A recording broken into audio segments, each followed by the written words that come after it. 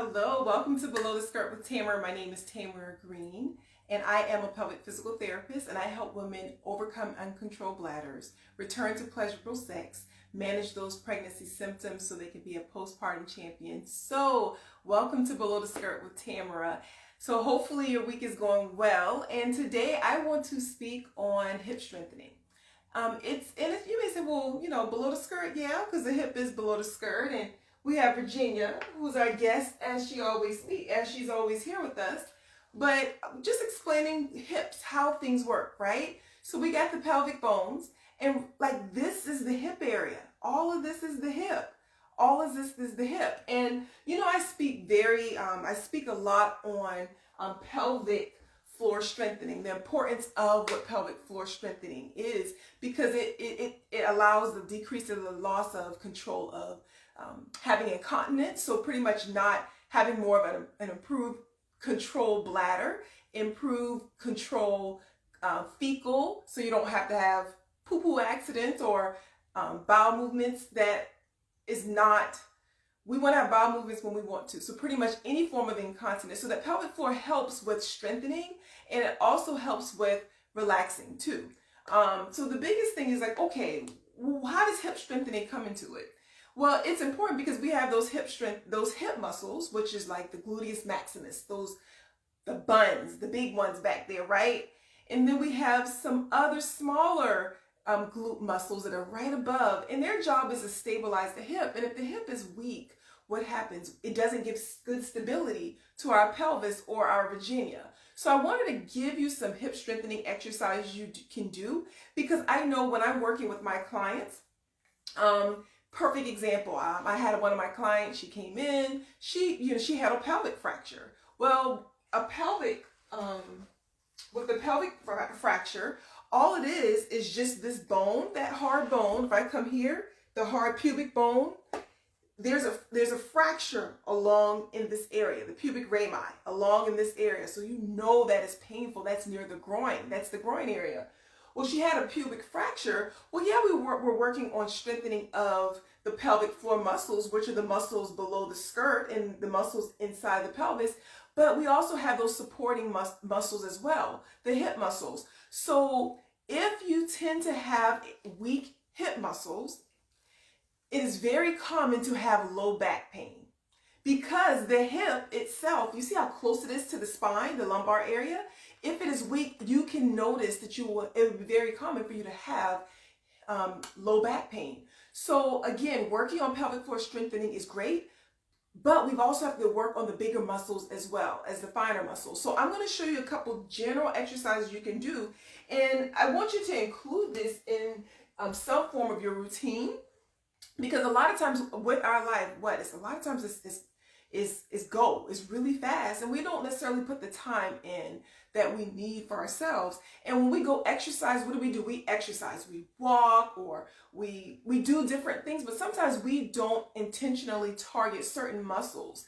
And that is where sometimes the imbalance comes, where you're not targeting certain muscles versus targeting always just the general muscles, right? So if I pick up something here, there's a few muscles that are being used. But if I do maybe this one motion, what happens? Only one muscle is being used specifically. So sometimes we need to specifically target certain muscles, because if grossly everything is decently strong, but there's a small weakness in an area, it's going to cause an imbalance. So thank you all for tuning in. But I'm going to show you a couple exercises that you can do, and they're not hard. They're just things that you can just do at your home. And it just giving yourself maybe a good 10-15 minutes of working these muscles. And hey, I'm working on it because as I'm getting a little older, and it ain't about being older. It's about, it's not about being older. I take that back. It's about making sure that we are specifically strengthening our body. And there's some things that I have fallen off of. And the thing that I've fallen off is working on focusing more on my glute muscles, because my daughter even told me, she was like, Mommy, your butt is droopy.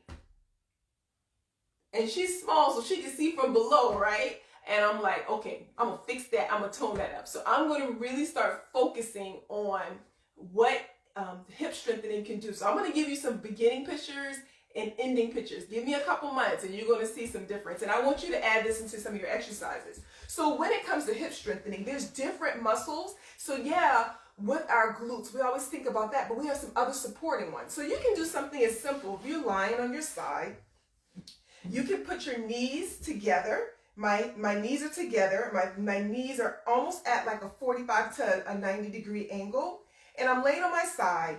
Again, we always engage our core when we do these. So I'm going to do it on one side so you can have an understanding of what it is to be on the other side. Never do one side and not the other, because you don't want a flat biscuit on one and a fluffy biscuit on the other, right? So try to get that Kegel going. Again, if you can do Kegel, if you're not having painful sex, doing Kegel exercises is great.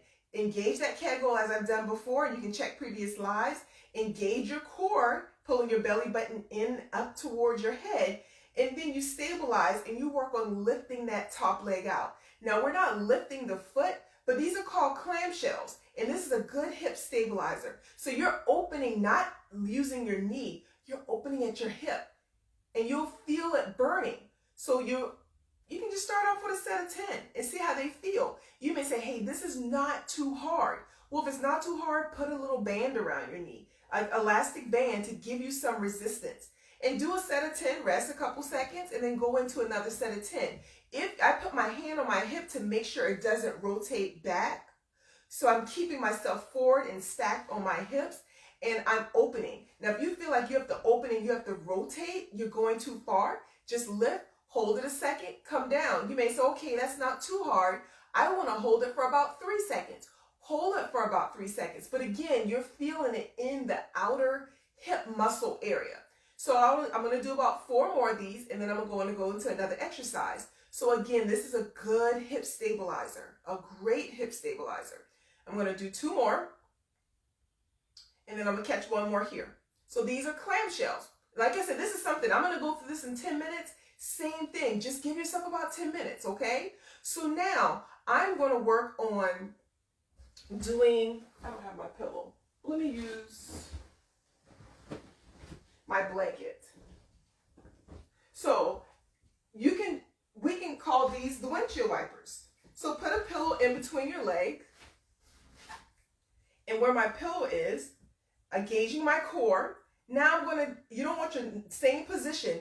Now I'm taking my knee, my foot, and lifting it up towards the ceiling. Now, if you feel like your knee is dropping down, again, that's not what we want. Engage your core, smash lightly what's in between your leg. You can take like a kid's ball or a balloon or something like that. Lifting that top leg, and position yourself so your body, your trunk, your hip, and your knee are all aligned. And so almost like if you can see me from up top, my leg looks like an L.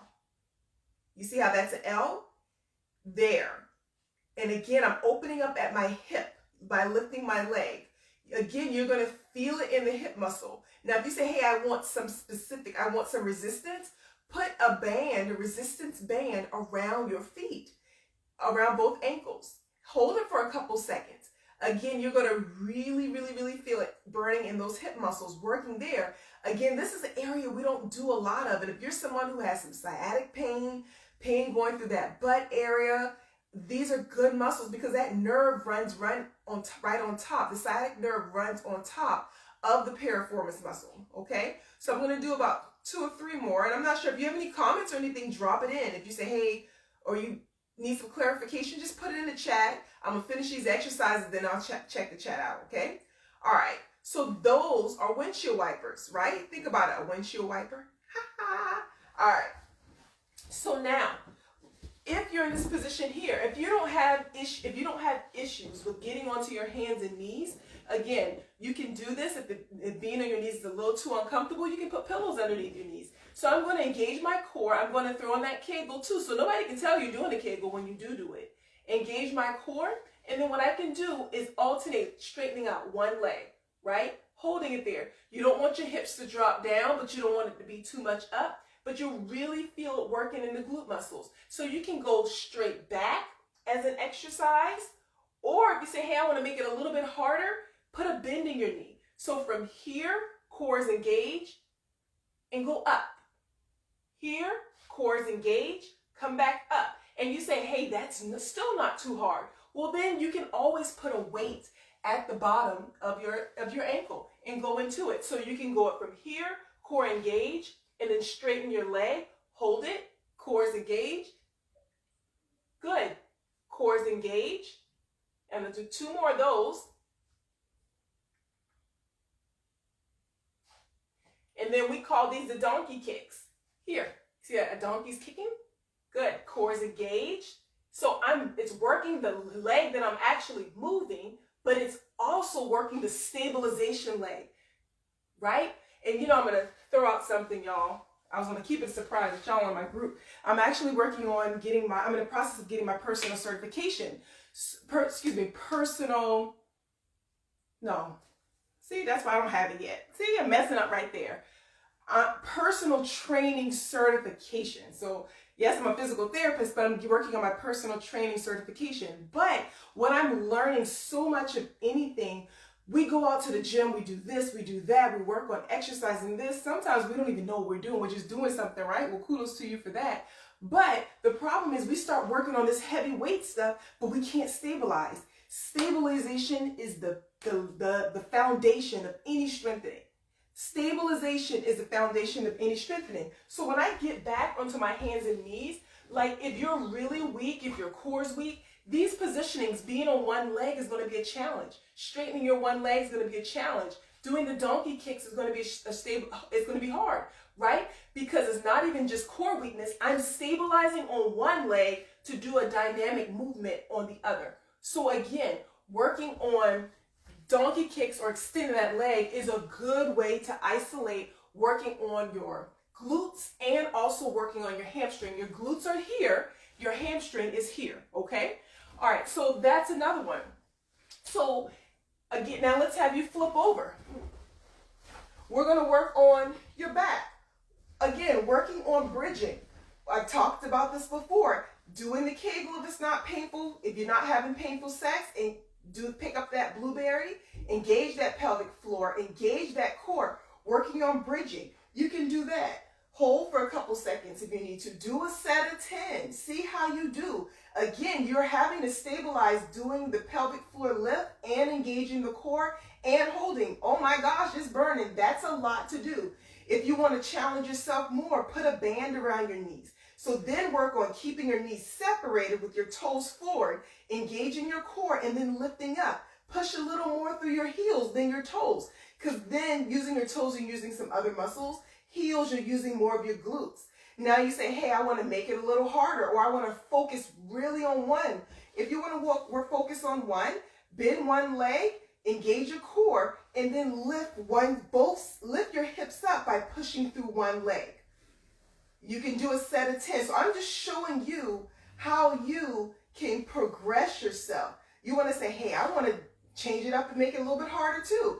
Okay, you can do it 2 options. You can go here, engage, stabilize, hold. Engage, core, stabilize, then hold. But if you're doing a lot of dropping of the hip because of weakness, then you need to stay here. If you say, hey, I still want to work on one leg, keep one leg and go here. Work on that because you may not be ready to do that, okay? So those are good exercises for the glutes. Say we want to work out our abductors, the outer hips. And the outer hips are exercises. You know how sometimes we have these little pooches right here?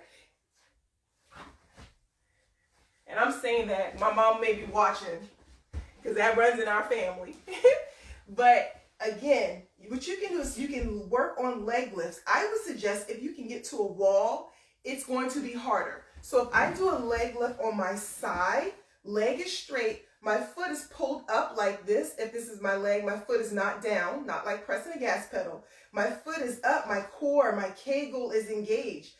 I'm working on lifting up and a little bit back, right? I'm just lifting. So this is a strengthening of the outer hip muscles here. But if I want to work on stabilization, this is so much harder, y'all. You rest yourself against a wall or the headboard of the bed or something like that. Put your foot on the wall, flex your foot up this way, and I'm sliding my leg along the wall. Now, when I slide my leg up and down the wall, you got to make sure your heel is going up with it. My heel is on the wall the whole time. I'm washing these walls. And it is so much harder to keep it there and stabilize. Remember, stabilization is the key. Lifting up is so much harder. You're going to feel it working all of the hips, and you're going to also feel it work a little bit of the quads. So this is a good strengthening for the outer hips. So I'm just showing you all the hip strengthening that you can do, because we need to take the time and make sure that we are specifically focusing on working certain parts. Hey, you do what you know, right? As long as you're doing something, that's all that matters. But we need to take it another level, because a lot of times where we have issues, where we have injuries with our hips, with our backs, or because we're not focusing on specific muscles, and the hip stabilizer is one of the biggest ones. So I showed you how you can work your hip stabilizers on the outer hips. But hey, you can't forget about the inner hips, right? So if I'm lying down on my right side, my right leg is straight, my feet are flexed up here, or dorsiflex. I'm putting my foot forward. You may say, hey, I can't put my foot like that. That's okay. Take a pillow. Now, if I've fallen off that table, I want y'all to be truthful. All of you who are watching, would y'all have laughed at me? You can be honest. Or would you have just made sure I was okay, and then you would start laughing? Put that in the comment. So what I'm going to do is, if putting your foot is here, and that's not too uncomfortable, just put a little pillow on your leg, rest it down here. But I'm going to move this so you can see it. But if my leg is here, my foot is flexed, the bottom leg is straight. Make sure it's straight along with my back, and I'm lifting it up towards the ceiling. It's not going to be a big lift, but you're going to feel it working in the inner muscles. Again, we can't forget about the inner muscles. With anything, there's always many different angles. It's the front, the back, the sides, the insides, right? So we're doing the inner groin, inner adductor muscles. So definitely I'm working this.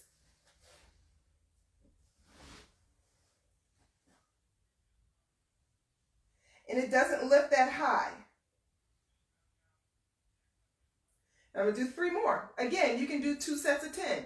Do what feels comfortable for you. But the first time, if you're doing all the exercise, only do 2 sets to get started, okay? Don't jump up and do weights, because again, you want to make sure you're able to stabilize, hold the position, and you're not like your body's not turning in different positions that it doesn't need to be.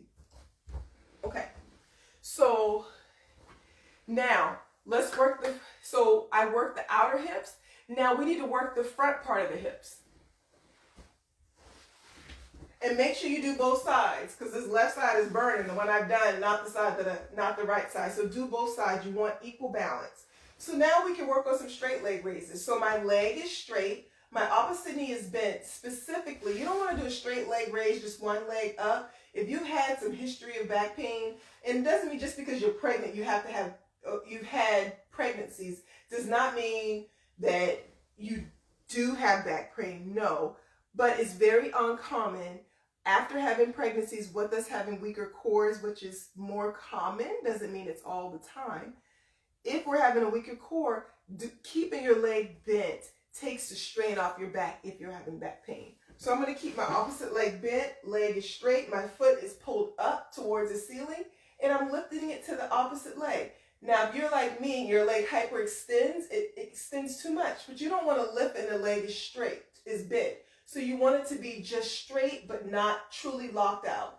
If you do it with your toe up, pointed up, it's not going to allow the quad muscle to be used and the hip muscle to be used as much. So foot flex up, lifting up to the height of the opposite leg, and you can do it for 10 times. You may say, that's not a challenge. Well, then put a small weight on it. If you say, hey, that's still not a challenge, do some ABCs. So write your name. Draw the letters of the alphabet. So if you can see my foot, it's doing this, making an A, or making a B, making a C. Go through all the letters of the alphabet. And then come down, lift back up, make the next letter. This is D. So this is not working just, it's working different planes of the hip. Making sure you're keeping your core engaged is really important. And I'm trying to talk to y'all and do this. This thing is hard talking to y'all and doing it. Making sure I'm breathing. But again, you don't want to be doing things here. You don't want to just do it here. Making sure you're doing it with letters in the range here. You'll really feel the stabilization, engage your core. But lifting, just go to the height of the leg, okay? So I've given you just different examples of ways that you can strengthen. And again, that I did one side and I was talking. Now, if I really just focus, did it both sides, that wouldn't even take us like about 15 minutes at max. And you know, as you do things, you'll be able to go through them a little bit quicker, right? But the biggest thing is when you're doing these exercises, and you just don't want to exercise, you just don't want to be throwing your leg up in the air and doing those type of movements. You want to make sure you're engaging that pelvic floor. You want to make sure you're engaging that core, because when you're doing those different types of things, you may not realize, again, with that pelvic floor, if you're someone that has issues with incontinence, I can't bring that home any more than that to you. If you're having issues with incontinence, when you're engaging that core, you're going to start working that pelvic floor. The core here connects to the pubic bone, right here. With connecting there, what's the pelvic floor? Hello, is just right there. It's right there. So if you're engaging that core enough, you may be starting to throw in that pelvic floor a little bit. But if you focus on that Kegel really strongle, look at that. That's a new word in the dictionary. That's Tamara's word, right? But if you're engaging that pelvic floor, if you're engaging her really strong, then you're in return going to engage the core. You may hear people say pelvic floor and core. You know, from the floor, pelvic floor, to the core. It all works hand in hand. So the biggest thing is making sure you're increasing those stabilizers, because you will, if you're doing that, you're going to start using those pelvic floor muscles if you're having some issues when it comes to an uncontrolled bladder. So I'm going to, or any leakage, I'm going to check to see if there's any comments down here. And, okay, yep, there's no comments. So if you have any, like I said, if you have questions or you're not sure of the exercises you can do, hey, throw it in the comment. I'll go back and I'll check it periodically during the week. But hopefully this was helpful for you. And these exercises are exercises that are what we call, some of them are open chain, which means your feet are planted somewhere and doing the exercises, and some are open chain exercises where you're lifting. It's not connected and it's doing motion in the air. So, and you may have heard some of those words before when you're doing exercise, when you're strengthening. So open and closed chain exercises. So hopefully this was helpful for you. Definitely get started. Try to do them. See how it is. It's going to be a lot harder than you think. And it'll be a great challenge. It'll be a great way that you can tone up some of those muscles. And I didn't go into like all the strengthening exercises for the hips, but I wanted to give you a few gentle exercises that you could do that are a challenge, and also can help tone up and give some stability of your Virginia, so it can be able to support your lumbar back, your lower back, to the best of its ability. So it's been good. I look forward to seeing you guys next week, Tuesday. And I know, and it was about a year ago, I wanted to also throw out to you what I'm doing. I'm always doing something. My whole focus is to feed the community. That is what I do, because I want people not to live in silence. But I will be hosting my Living Out Loud seminar on March the 20th. Yay! It's going to be virtual, so it's going to be exciting. I will have a sex therapist, an OBGYN, a confidence speaker, a nutritionist. I will be speaking, and a mental health counselor. So all of these women will be speaking at this event. And with having this event, it is going to allow you not to live in silence, but it allows you to fulfill the whole woman, right? Not just below the skirt, but above the skirt too. So I'll be having some information. Would love for you to join me as I do this, and be able to feed you, because again, it takes all of these pieces to be able to pour into the whole you. So I look forward to seeing you next week, Tuesday. Have a good rest of the week, okay?